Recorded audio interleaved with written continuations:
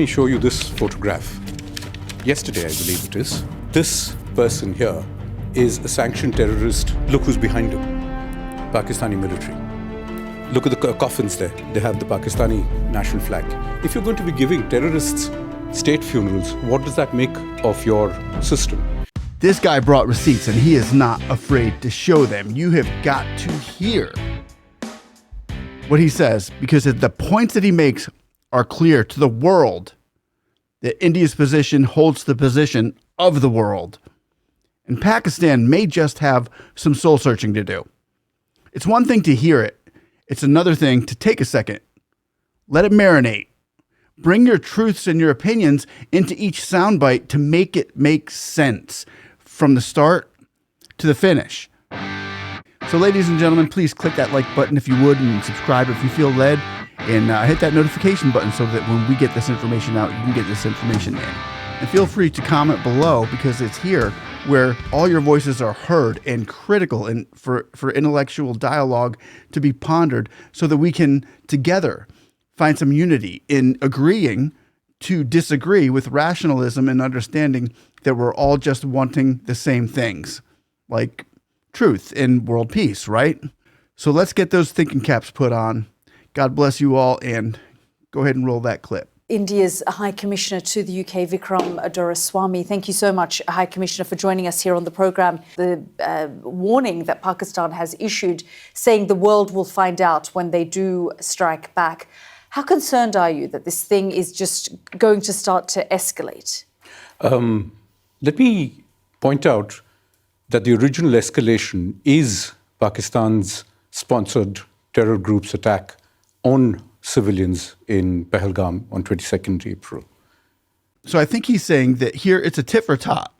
The first response was made by the terrorists on innocent people. There's the tit. And the second response was Operation Sindoor on terrorist cells. There's the tot. So is he right? Should that be a game over? Game over. Let's not let this happen again.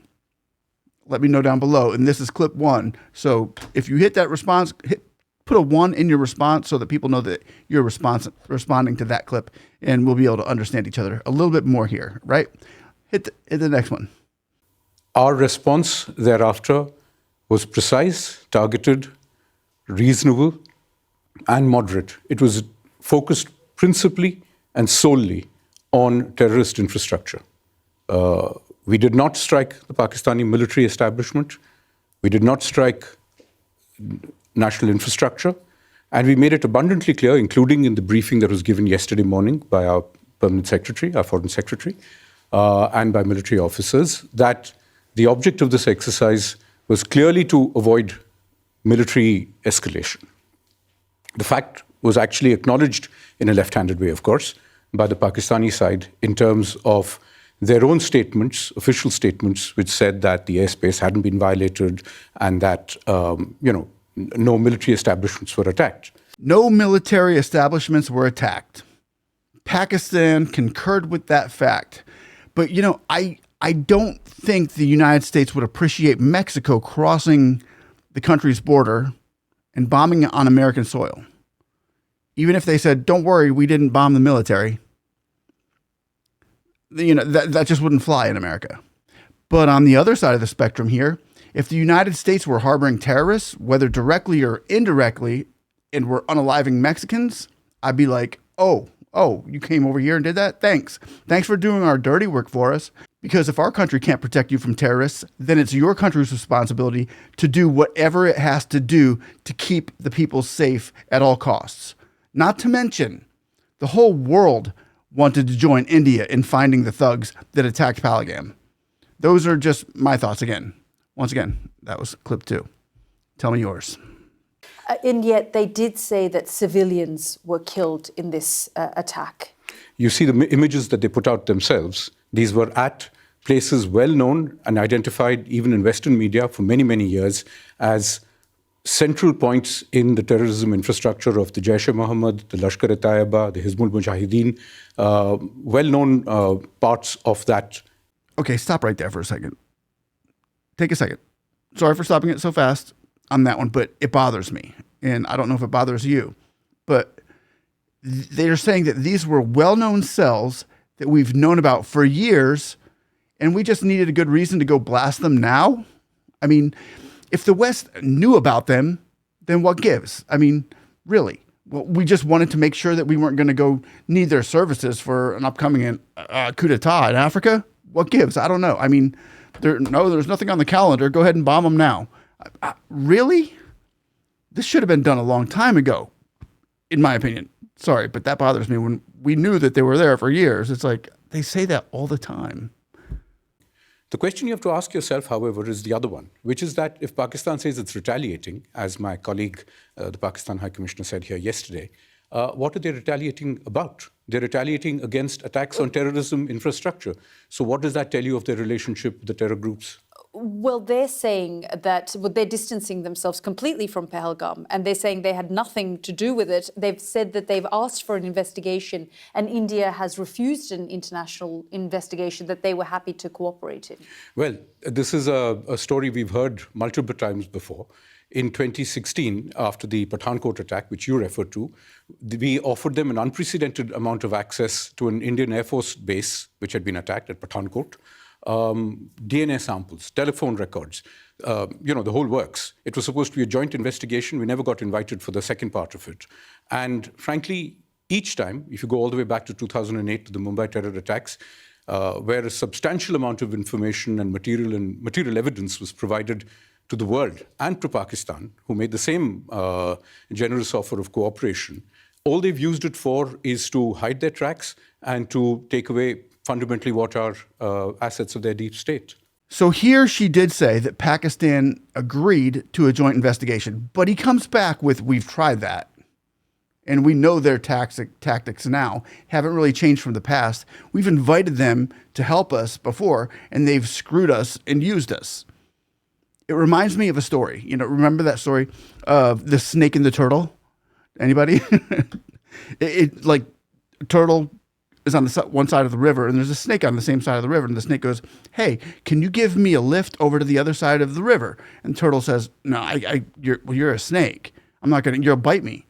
"No, I won't. No, I won't. Not if you give me a ride. I'm not gonna bite you because you gave me the ride." And the turtle says, "Okay, that's cool. Then I'll have an ally in the snake."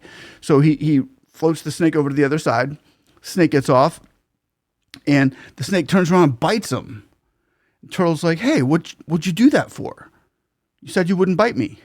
And the snake said, "Well, you knew I was a snake. Once bitten, twice shy. Maybe." Roll the next one. If it serves its purpose, and it all serves its purpose brilliantly, I think there is little doubt that we have hit with great precision as many as 9 terror infrastructure camps. We have shown we have the capacity to hit with surgical precision at individual buildings within the terror camps. What we are then signaling is we have the capacity, if Pakistan escalates it, we have the capacity to really punish them harder. High Commissioner, I just have a minute left, but I've spoken to a retired general who, in Pakistan, who referenced India funding and backing the Baluch Liberation Army.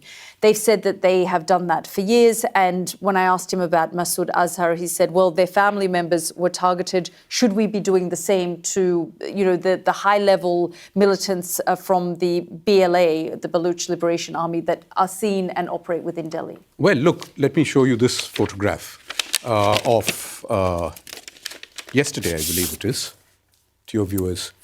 This person here is a sanctioned terrorist under the American sanctions regime. His name is Hafiz Abdur Rauf.